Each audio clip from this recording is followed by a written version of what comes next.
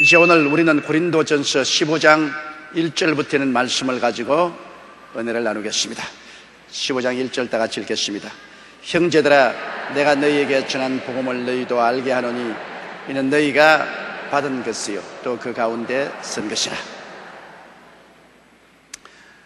바울 선생은 고린도 교인들에게 나아가서 복음을 전가하여 그 복음 전거를 통해서 고린도 교회를 세우셨습니다.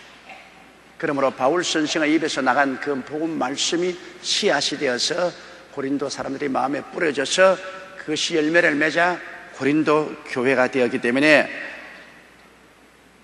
이 복음 말씀은 확실한 것으로 다시 한번 마음속에 가다듬어 그 내용을 마음속에 꽉 붙들라고 하실 말씀이십니다.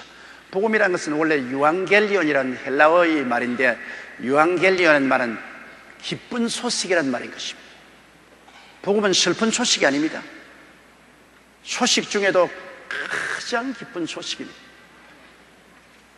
우리는 이 세상에 살면서 기쁜 소식보다는 걱정스러운 소식, 염려스러운 소식, 슬픈 소식이 많아요. 여러분, 매일 아침 신문을 펴서 펼쳐보십시오. 많은 국정에 관한 슬픈 소식, 경제에 관한 슬픈 소식, 국제적으로 일어나는 슬픈 소식들이 많습니다. 나는 우리 국민일보를 만드는 분들에게 늘 부탁하는 것은 슬픈 소식은 하도 많으니까 좀 기쁜 소식을 많이 전해달라. 다른 신문들은 슬픈 소식을 많이 전하더라도 우리는 사회 구석구석에 있는 기쁜 소식을 전하고 잘한 것을 전하라. 그것이 우리 교회 신문이 해야 될 일은 게인가. 복음이란 기쁜 소식입니다. 엄청나게 기쁜 소식을 하나님께 우리에게 주신 것입니다. 우리는 매일매일 살아가면서 별로 기뻐할 일이 없어요. 마음이 언제나 우울하고 슬프고 매일매일 눈물이 나려고 합니다. 그런데도 불구하고 이러한 곳에 우리에게 유일하게 큰 빛을 주시고 흥분을 하게 하시고 위로를 받게 하시고 기쁨을 주는 소식이 바로 복음인 것입니다. 그래서 바울 선생이 내가 너희에게 전한 이 기쁜 소식을 너희에게 다시 한번 알게 하노니 이것은 너희가 받은 것이요 너희가 그 가운데 이미 확실히 서 있다는 것입니다. 이 세상에 살면서 여러분, 그리스도 예수가 주신 복음보다 더 기쁜 소식이 어디에 계십니까? 슬플 때도 예수님 십자가 끌어안고 위로받고, 기쁠 때는 예수 그리스도 십자가 끌어안고 기뻐 춤추고, 염려 근심 있을 때 십자가 앞에 나가서 다 그 짐 내려놓고 주님께 의지하고, 모든 우리 삶의 원천이 십자가에서 넘쳐나오는 것입니다. 그곳에서 위로도 있고 용기도 얻고 힘도 얻고 평안도 얻고 소망도 얻고 기쁨도 얻고 사랑도 얻습니다. 정말 예수 그리스도 안 믿고 어떻게 사는지 나는 모르겠어요. 난 세상에 예수 안 믿고 사는 사람 참 용감한 줄 알아요. 난 예수 없이는 살 수가 없어요. 매일매일 다가오는 수고하고 무거운 짐을 내가 어떻게 처리합니까? 하나님이 내 대신 일해 주시고 하나님 내 대신 짐을 짊어져 주시고, 그러기 때문에 그 가운데서 피난처여 요새여 의리하는 하나님으로 삼고 살아갈 수 있죠. 예수도 안 믿고 그냥 용감하게 살다가 용감하게 죽는 사람들 보면 정말로 감탄스러워요. 다른 사람은 다 예수 안 믿더라도 나는 예수 안 믿고는 살 수가 없습니다. 살든지 죽든지 예수님과 함께 지내야죠. 예수님 없이는 삶의 의미가 아무것도 없습니다. 사는 게 다 공허한데요, 의미가 없는데요, 어디서 와서 왜 살며 어디로 가는지도 모르고 삶의 내용도 텅 비어버리고 아무것도 없는 그곳에 빈 가슴을 쓰다듬으면서 어떻게 살아갑니까? 예수님이 내 마음속에 들어오시면 어디서 와서 왜 살며 어디로 가는 것도 확실히 알게 되고 삶이 내용이 꽉 들어찼습니다. 하나님 아버지를 섬기고 영화롭게 하고 내일에 대한 기대와 소망이 넘쳐서 알맹이가 꽉 들어찬 삶을 살 수 있는 것입니다. 2절요, 너희가 만일 나의 전한 그 말을 굳게 지키고 헛되이 믿지 아니하시면 이로 말미암아 구원을 얻으리라. 내가 전한 말씀을 굳게 믿고 지키고 헛되이 믿지 않으시면 구원을 얻는다. 그만큼 바울 선생은 확신했습니다. 내가 전한 말씀을 너희가 굳게 지키고 확실히 믿으면 반드시 구원을 얻는다. 그럼 바울 선생이 확실하고 올바른 구원의 길을 보여주었기 때문인 것입니다. 바울이 무슨 교파를 전한 것이나 종교를 전한 것이나 철학을 전한 것이 아닙니다. 확실하게 구원받는 천국 가는 길을 전해주었기 때문에 바울은 이것을 너무나 확실함으로 내 시간대로 하면, 내가 전한 대로 내가 굳세게 그것을 받아서 지키고 믿었으면 반드시 구원받는다. 틀림없다.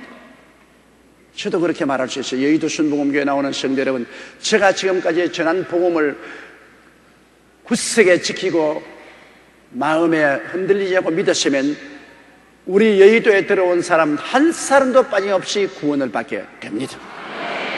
왜냐하면 저는 이 길을 너무나 확실히 알기 때문에, 내가 알고 확신한 바를 여러분에게 전달했고 여러분이 이것을 지키고 믿으면 절대로 나고자가 없게 되는 것입니다.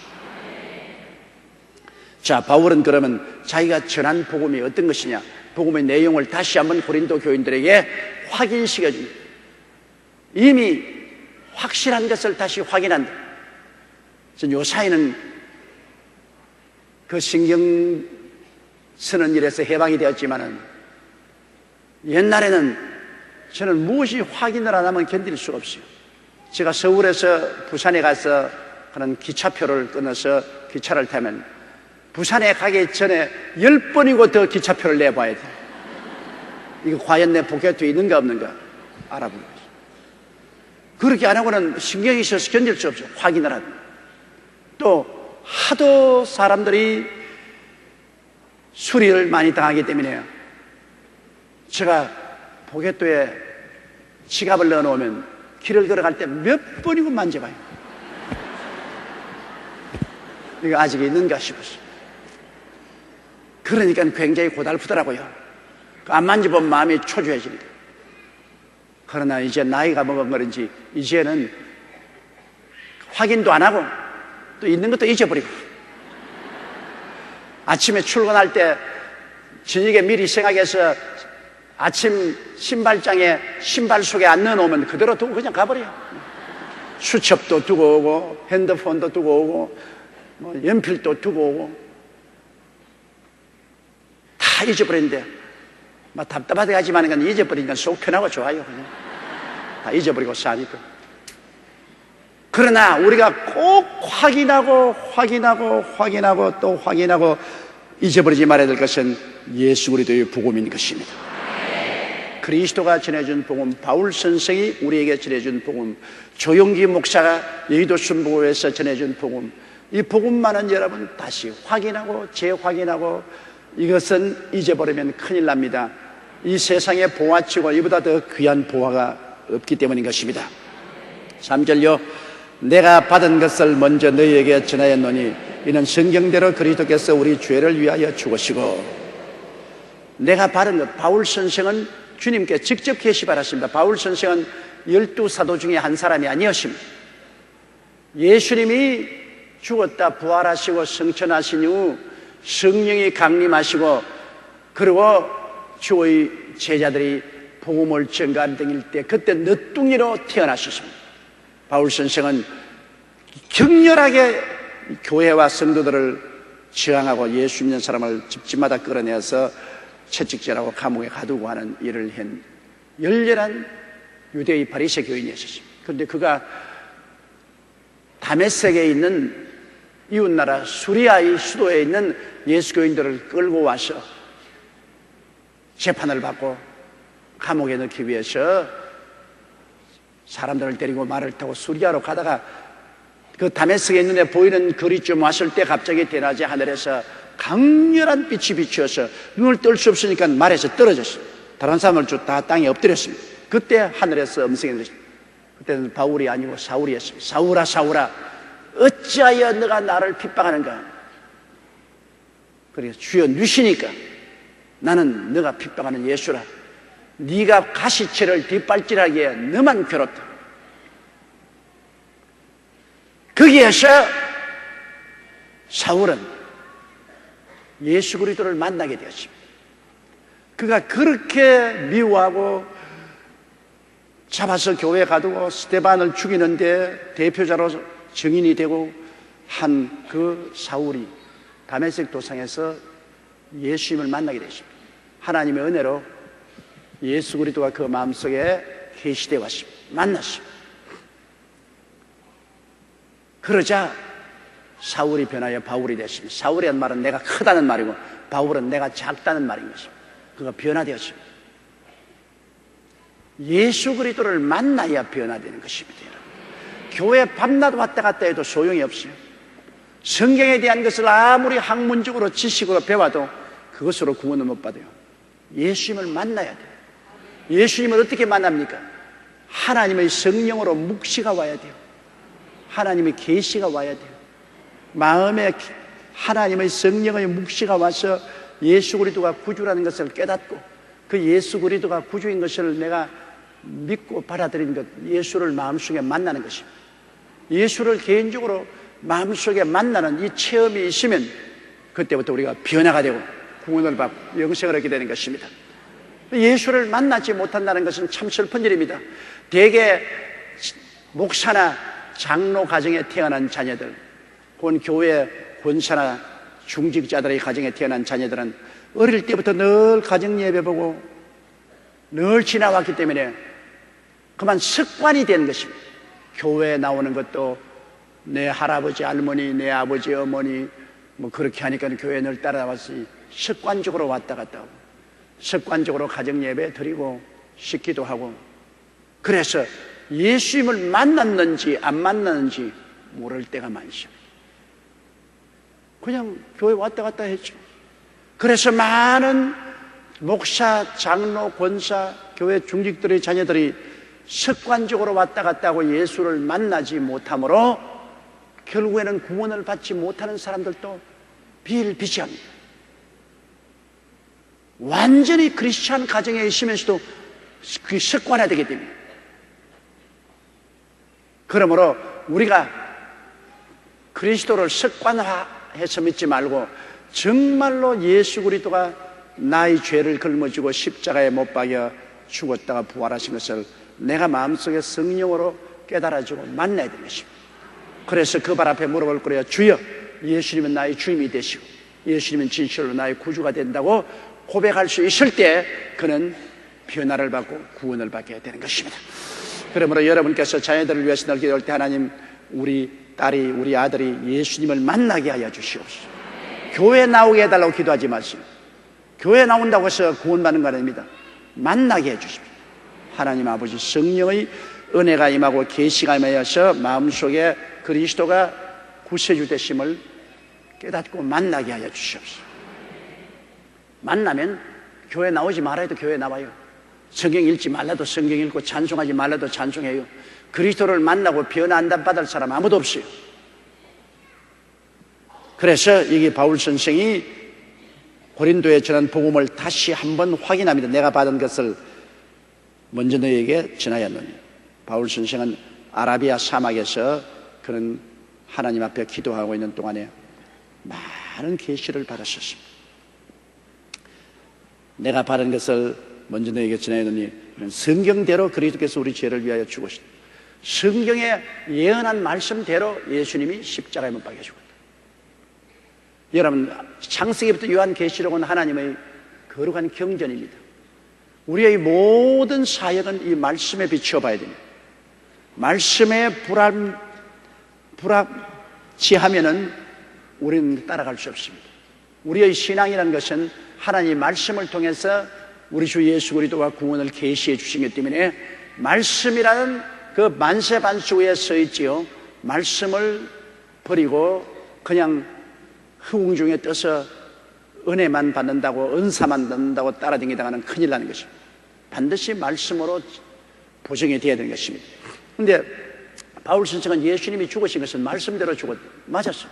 벌써 창세기 3장 15절에 여인의 후손이 뱀의 머리를 깨뜨릴 것이라고 말했습니다. 아담과 하와가 타락하고 난 다음에 하나님께서 하와에게 하신 말씀이 여인의 후손이 뱀의 머리를 깨뜨리겠다. 뱀은 사탄을 말하지. 뱀의 머리를 깨뜨릴 자는 여인의 후손이 와서 깨뜨리겠다고 했으니 바로 예수님이 강령을 말하는 것입니다. 예수님은 남자의 후손이 아니고 여인의 후손입니다. 아버지 없이 태어났으니까 성령으로 잉태되어야 되니까 여인의 후손이죠. 우리는 모두 다 남자의 후손입니다. 남자가 씨를 뿌려서 우리는 태어났습니다. 그러나 예수님은 아버지가 없습니다. 성령을 통해서 태어났습니다. 여인의 후손이죠. 그러므로 예수님은 벌써 그가 태어나기 전에 창세기에 여인의 후손이 와서 뱀의 머리를 깨뜨리겠다. 사탄을 정복할 것이다. 그렇게 예언했는데 바로 2000년 전에 여인의 후손 동정녀 마리아의 몸에서 태어난 예수님이 십자가에서 마귀의 정서와 권사를 벗어버려 밝히 드러내시고 승리하고 말한 것입니다. 마귀에게 볼모로 잡힌 인생들을 당신이 구출하신 것입니다. 그러므로 성경대로 예수님은 오셔서 죽었습니다. 제일 뚜렷하게 성경에 기록한 것은 이사야 53장 아닙니까? 그건 예수님 오시기 600여 년 전에 벌써 그리스도의 십자가 죽으심과 부활하심을 눈앞에 본 것처럼 기록해 놓았습니다. 제가 찔림은 우리 허물을 인하며 제가 상함은 우리 죄악을 인함이라. 제가 징계를 받음으로 우리가 평화를 누리고 제가 채찍에 맞음으로 우리가 나음을 입었도다. 우리는 다 양같이 거듭행하여 각기 제 길로 갔거늘 야훼께서는 우리 무리의 죄악을 저에게 담당하시겠다. 그 장 전체가 쫙 예수님의 출생과 예수님의 고난받으신 것과 그 다음에 예수님의 부활하심과 예수님의 미래에 상급받을 것 전체가 다 기록. 이사야 53장은 구약에 있어서의 신약입니다. 구약에 있어서의 제 사복음과 같습니다. 마태복음, 마가복음, 누가복음, 요한복음에 따라서 이사야 53장은 제 5복음이라고도 할 수 있습니다. 그만큼 그리스도 예수 그리스도의 탄생과 고난과 죽으심과 그리고 부활하심과 하늘의 영광을 이사야 53장 전체 그대로 기록하고 있습니다. 얼마나 놀라운 기록인지 상상을 초월합니다. 이 성경대로 예수님은 태어나서 성경대로 고난당하시고 성경대로 장사했다가 부활하셔서 승천하시고 영원한 우리의 구주가 된 것입니다. 그러므로 바울이 말한 것은 내가 바른 것을 먼저 너희에게 전하였노니 이는 성경대로 그리스도께서 우리 죄를 위하여 죽으시다. 당신의 죄 때문에 죽은 건 아닙니다. 그는 죄 없이 태어났고 죄 없이 살았기 때문에 스스로 죽을 이유가 없어요. 죄의 값이 사망이, 죄가 없는 분은 안 죽어요. 예수님 그대로 두셨으면 영원히 안 죽었을 거예요. 육체로. 죄가 없으니 안 죽죠. 그러나 우리의 죄를 대신 전부 다 짊어졌기 때문에 아담 하와로부터 시작해서 마지막 인류까지 모든 인생의 죄를 주님이 대신 짊어지고 죄가 되어버렸습니다. 그냥 죄만 짊어진 게 아니라 얼마나 철저히 죄를 당신이 받아 마셨기 때문에 죄가 되었습니다. 고린도후서 5장 21절에 죄를 알지도 못하신 자라 우리를 대신하여 죄로 삼으신 것은 죄인이 아니라 죄가 되어버렸습니다. 예수님이. 이는 저로 말미암아 우리가 그리스도 안에서 하나님의 의가 되게 하려 하십니다. 예수를 믿어서 우리는 용서받고 의인이 되게 만들기 위해서 그렇게 하신 것입니다. 우리의 모든 빚을 예수님 구자에 다 맡겨버렸습니다. 예수님 빚더미가 되어버렸습니다. 십자가 올라가서 그 빚을 청산해버리고 마는 것입니다. 그러므로 우리가 다 개개인으로 가져있던 우리의 은행 구자에 죄가 잔뜩 있어서 우리가 못 갖고 있는 그 구자를 예수님 구자로 다 잊혀시키고 예수님 구자로 다 잊혀시키고 예수님이 그것 전부 다 받아가 당신의 빚으로 십자가에 걸머지고 죽음으로써 청산해. 내가 다 이루었다.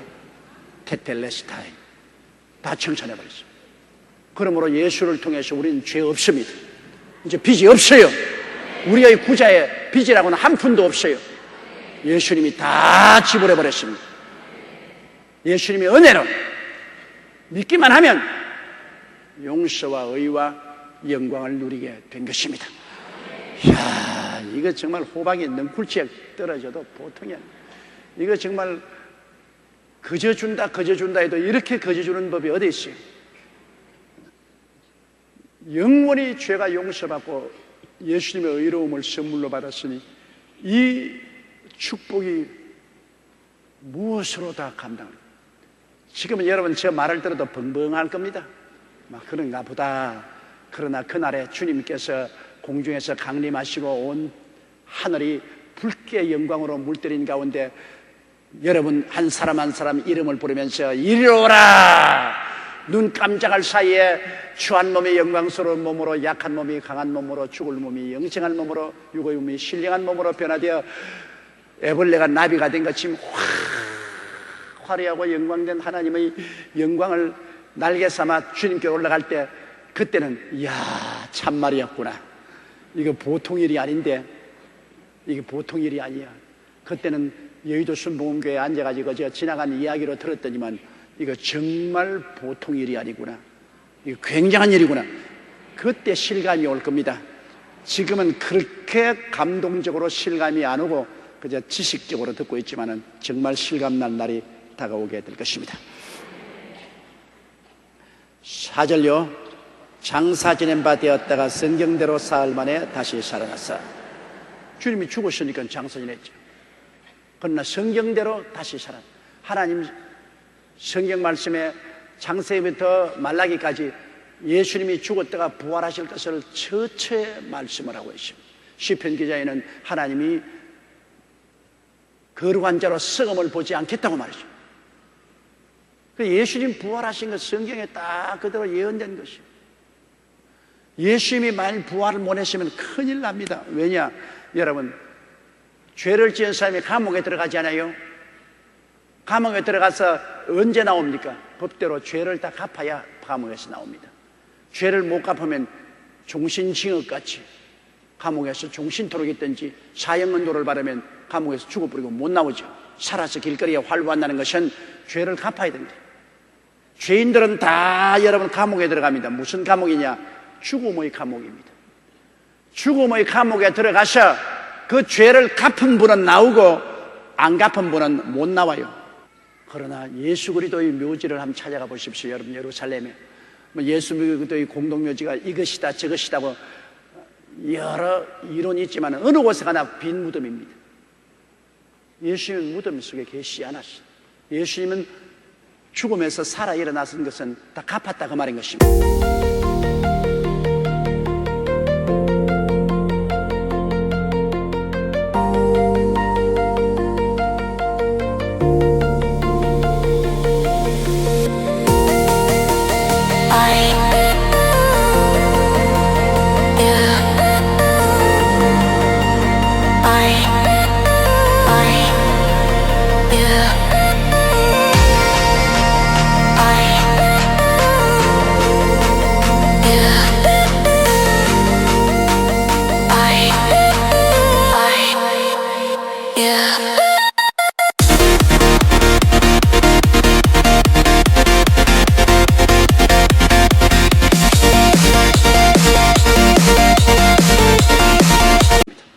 벌을 다 받아버렸다.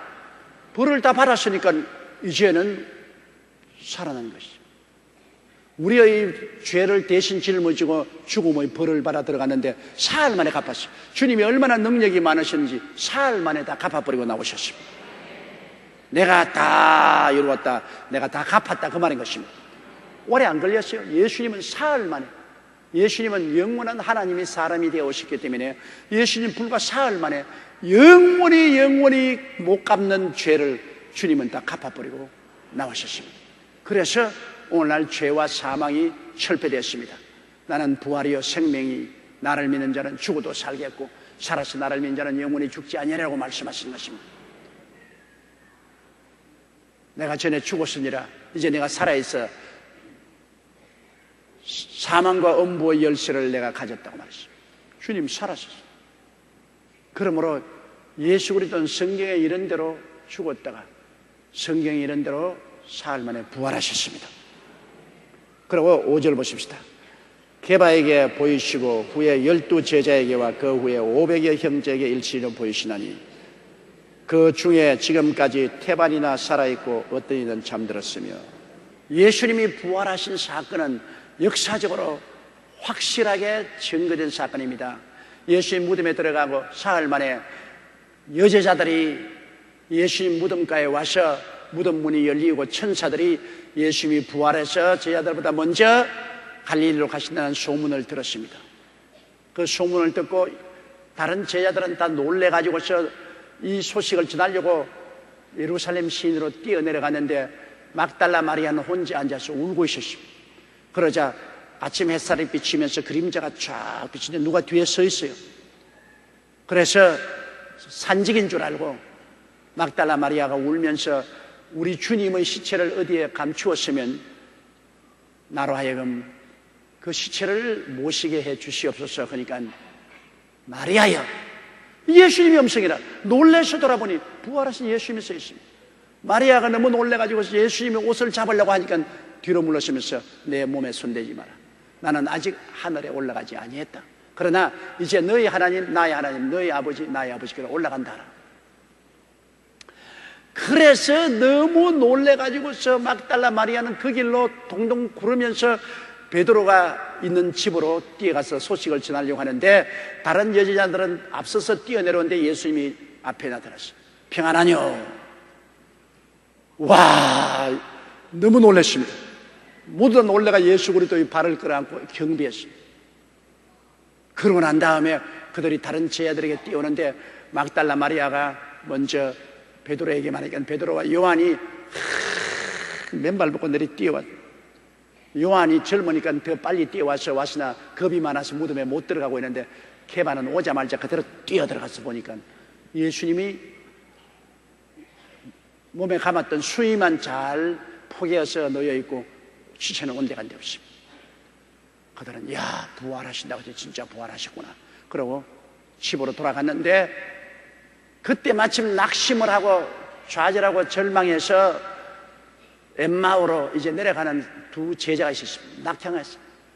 이제 모든 것 다 포기하고 고향으로 가는 그게 실무시한 사람이 곁에 붙더니만 왜 당신들 그렇게 슬퍼하오? 아니 당신 예루살렘에서 일어난 사건 모로 위대한 선지자여 우리를 구원할 줄 아는 그 예수께서 관원들에게 잡혀 십자가에 못 박여 죽으시고 오늘 아침에 어떤 여자들이 예수 그리스도의 부활했다는 천사의 말을 들었다고 하나 그거 누가 믿겠어? 여자들이 그냥 꿈에서 한 이야기인지 환상으로 본 건지 모르죠. 그러니까 그분이 성경을 펼쳐서 모세 우경을 통해서 예수님이 죽었다가 부활해야 될 것을 쫙 설명하는데 가슴이 뭉클하고 뜨거워지거든. 이제 날이 저물어서 여관에 들어가서 같이 묵자고 그 사람 갈락하는 걸 강제로 땡겨서 여관에 앉아가지고서 이제 떡을 가져와서 그분이 축사하는데 눈을 번쩍 떠보니까 예수님이거든. 지금까지 곁에 걸어와도 눈이 어두워서 못 봤어요. 예수님인 줄. 그러나 예수님이 떡을 축사하는데 보니까 눈이 뜨이니 예수님이시다. 눈에 끝풀이 씌이면 아무것도 안 보여요. 눈에 까풀이 벗겨져야지. 그래야 계시를 받지. 눈 까풀이 씌이면 모르죠. 예수 하면 사람들은 다 육신의 눈꺼풀이 씌어서 주님이 안 보이는 겁니다. 여러분은 그리스도를 그렇게 영적으로 잘 알 수 있는데 다른 사람은 모르잖아요. 이 두 사람이 놀래가 그 길로 그냥 걸어만 날살려라 허겁지겁 밤길을 달려서 새벽녘에 제자들이 오니까 11 제자들이 모여서 하는 말이 예수님이 진실로 부활했고 그리고 게바에게 나타났다고. 그러자 예수님이 그 자리에 번쩍하고 나타나셨어요. 주님께서 평안히 있을지어다. 모두 놀래가 보니까 여기 너에게 먹을 것이 있느냐. 고기를 한 토막 주시니까 예수님이 고기를 잡수셨어요. 그리고 보라, 영은 살과 뼈가 없을 때 나는 있나니라. 사람들이 영인 줄 알았는데 나는 살과 뼈가 있는 그대로 부활해. 그리고 그들이 흥분을 하고 그러더니 예수님이 사라졌는데 늦게야 어슬렁어슬렁 도마가 들어와가지고서 와, 우리는 부활한 예수님을 봐지게 정신 빠졌지. 여자들 한 소리 듣고서 저렇게 했던 남자들이 저렇게 나는 예수님이 정말 부활하시면 그 내 손가락을 넣어서 못자국을 만져보고 옆구리에 창자국을 만져보고야 내가 믿지. 아이고 너희들처럼 그냥 여자들 말 듣고 그렇게 흥분하고 나는 안 믿어 그런 거. 그게 뭐 안 믿는 사람 막무가내지 뭐 다 예수님을 봤다고 그렇게 해도 안 믿음. 그러다가 또 그 다음 주일날 함께 모였는데 예수님이 불현듯이 나타나셔서 도마 앞에서 도마야, 너 손가락을 내어서 내 손 못자국을 만져보라. 너 손을 내어 내 옆구리에 넣어보라. 그리고 믿지 않은 자가 되지 말고 믿는 자가 되라. 너무 놀래가지고서 엎드려가 주 나의 하나님이여 나의 주님이시여. 야, 이 사람아, 네가 본고로 믿느냐 안 보고 믿는 자가 돼. 복이 많다. 결국 도마는 그 그리스도를 믿고 부활하신 것을 보고 얼마나 감동을 내든지 그는 나중에 인도까지 왔어. 인도 마드라스까지 와서 복음을 전가하고 거기에 순교했습니다. 그 머나먼 길을 그리스도의 복음을 두고 동방으로 와서 인도에서 순교당한 것입니다. 그러고 난 다음 예수님께서는 갈릴리에 내려가서 다시 옛 물고기 잡이로 돌아간 베드로와 7 제자들을 주님께서 아침에 불러내셔서 그들에게 식탁을 준비하고 떡을 떼어주고 베드로를 다시 한번 사도로서 확인을 시켜줬습니다. 그러고 난 다음에 주님 다시 야고보에게도 나타났고 나중에 40일이 지난 후 부활승천할 때 감람산에 주님께서 연락을 취하시게 하셔서 모든 예수님을 사랑하는 사람 한 500여 명이 모였습니다. 500여 명이 감람산에 모였는데 예수님이 그 자리에서 제자들에게 축복하시고 주님께서 하늘로 승천한데 그들 다 보았어요. 500여 명이 보았어요. 바울 선생이 말하기를 내가 이 편지를 쓰는 이 시점에 그들 중에 태반은 죽었으나 아직 태반은 살아있다. 한 250명은 세상 떴으나 250명은 지금도 살아있다. 여러분, 바울 선생이 거짓말로 그 편지를 기록하겠습니까? 예수의 부활하신 것을 그렇게 처음에는 확실하게 그들이 체험했다. 그리고 바울 선생은 만삭다지 못하여 태어난 자 같은 내게도 나타났다고 했습니다. 바울 선생은 다메섹 도상에서 예수 그리스도의 부활을 하신 모습을 보았던 것입니다. 그럼 사람들은 말하기를 왜 초대교회는 그렇게 예수님이 많이 동해 번쩍 서해 번쩍 나타나 보였는데 요 사이 우리에게는 왜 안 나타나노? 이유가 있습니다. 초대교회는 교회의 기초를 쌓으려고 할 때 확실한 증거를 가지고 기초를 쌓아야 되는 것입니다. 확실한 증거로서 그리스도의 부활하신 그 증거를 복음의 기초를 사는 사람들에게 보여줘서 확신을 가지고 기초를 쌓겠습니다. 그러고 난 다음 교회의 기초가 쌓여진 오늘날에는 이제는 성령이 오셔서 말씀으로 우리에게 나타나시는 것입니다. 이제는 우리가 눈으로 안 보아도 영으로 예수님을 늘 보는 것은 예수님이 성령으로 우리와 같이 계시기 때문인 것입니다. 예수님의 주소를 아시는 분 손들어 보십시오. 예수님의 주소를 아시는 분. 아니, 이제 크게 손 한번 들어봐요. 야, 여러분은 참 훌륭합니다.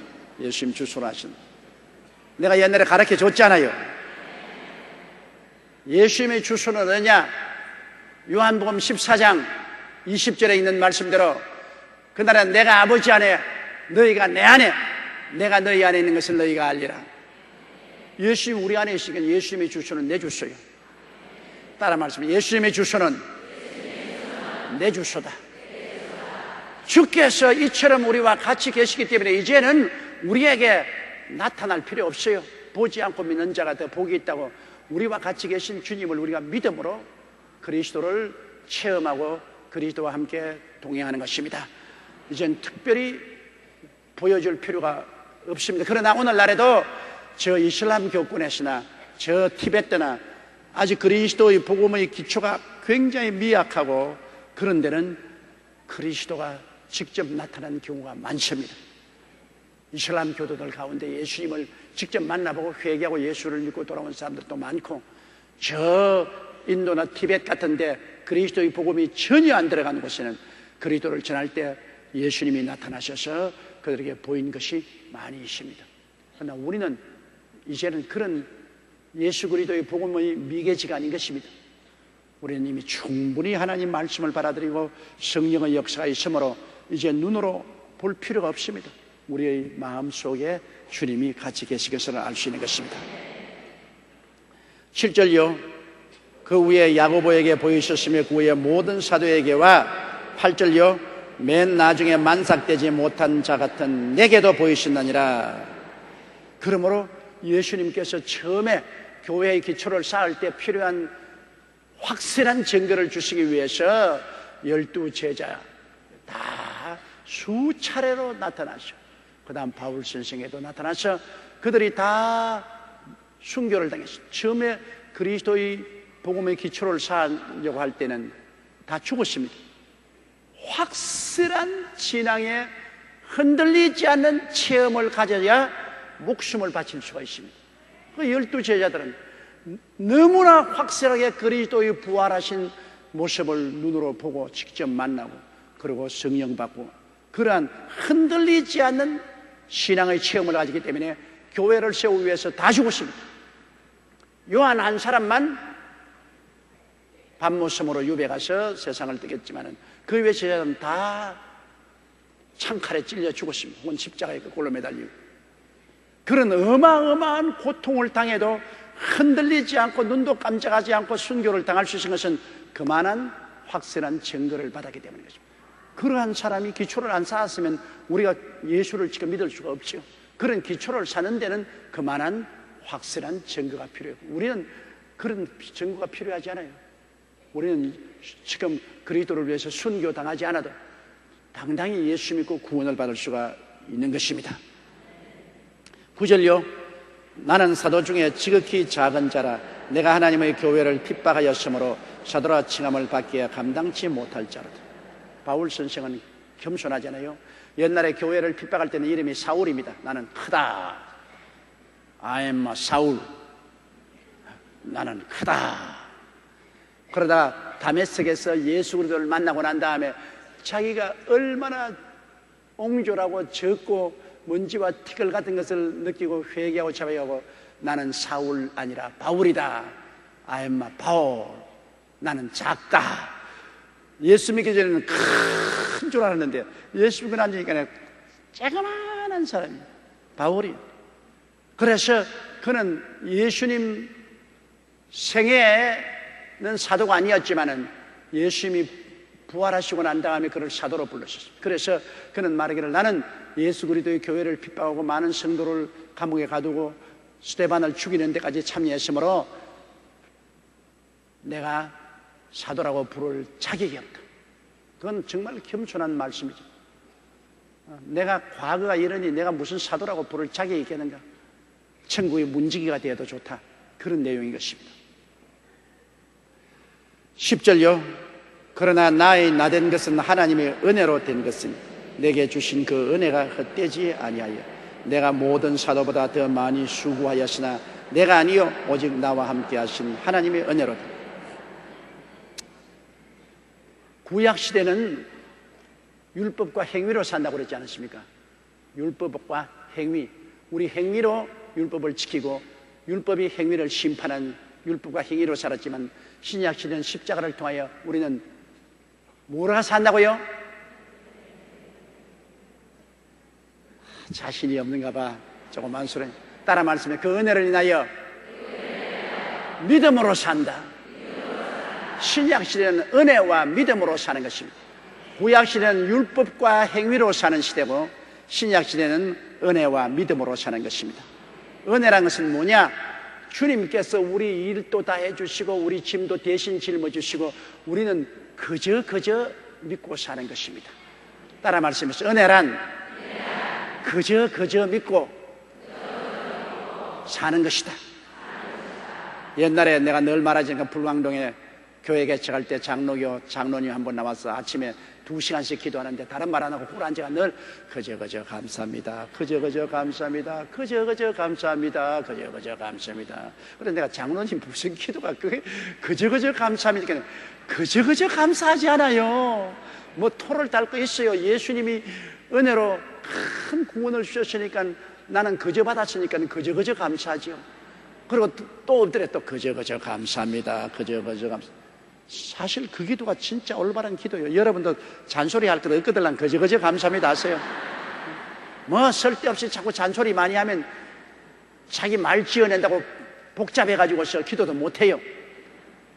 특별히 마음에 간절한 호소와 하나님께 간구할 것이 있으면 그건 아래지만은 그럴 것이 없거들랑 그냥 꿀안제가 그저 감사합니다 그랬어요. 그저 감사합니다. 그저 감사합니다. 그저 감사합니다. 그저 받았어요. 여러분, 대가를 지불한 건 아무것도 없어요. 그저 받았어. 예수 믿고 그저 받아. 신약 시대에는 그 은혜를 인하여 믿음으로 말미암아 구원을 받고, 그 은혜를 인하여 믿음으로 말미암아 거룩함을 입고, 그 은혜를 인하여 믿음으로 말미암아 병 고침 받고, 그 은혜를 인하여 믿음으로 말미암아 축복받고, 그 은혜를 인하여 믿음으로 말미암아 부활하는 것입니다. 은혜 때문에 그저 받은 거예요. 그래 바울 선생이 얘기 말한 것이 나의 나된 것은 하나님의 은혜로 된 것이라. 그저 되었다 그 말인 것입니다. 내가 무슨 공로가 있어서 된 것 아니다. 나는 교회를 회파하고 사람 죽인 것밖에 없는데요, 나는 아무 공로가 없는데 그저 나의 나된 것은 하나님의 은혜로 되었다. 나는 하나님의 은혜로 그저 되었다. 아무 공로 없이 그저 예수 믿게 되고 하나님 사도가 되었다. 나의 나된 것은 하나님의 은혜로 된 것이라. 그저 된 것이라. 내게 주신 그 은혜가 헛되지 않아요. 하나님께서 그저 주신 그 은혜가 내 속에 있는데, 그 은혜를 받고 난 다음 그 은혜가 헛되지 않은 것은 너무나 은혜에 감격해서 바울 선생은 하나님 앞에서 복음 전도자가 되어서 그 은혜가 헛되지 아니하여 내가 모든 사도보다 더 많이 수고해요. 예수님의 12사도보다도 바울 선생이 제일 많이 수고해요. 그는 감옥에도 많이 가디고 매도 많이 맞고 헐벗고 굶주리기도 많이 하고 고생도 많이. 그때 해외에 나가서 선교사로 나간다는 것은 얼마나 고통스러운지 몰라요.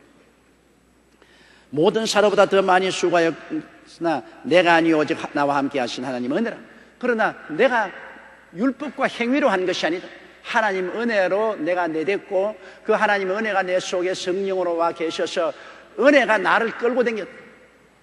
그러므로 내가 한 일은 내가 한 것 아니다. 하나님의 은혜가 나를 붙들어 주므로 내가 감옥에 많이 들어가도 하나님의 은혜가 나를 붙들어 주었고, 매를 많이 맞아도 하나님의 은혜가 나를 하여금 맞아 죽지 않도록 붙들어 주셨고, 헐벗고 굶주려도 하나님의 은혜가 견딜 수 있게 만들어주셨고, 모든 것이 하나님의 은혜가 나를 나되게 만들어 주었어요. 그저 받았으니 그저 충성할 따름인 것입니다.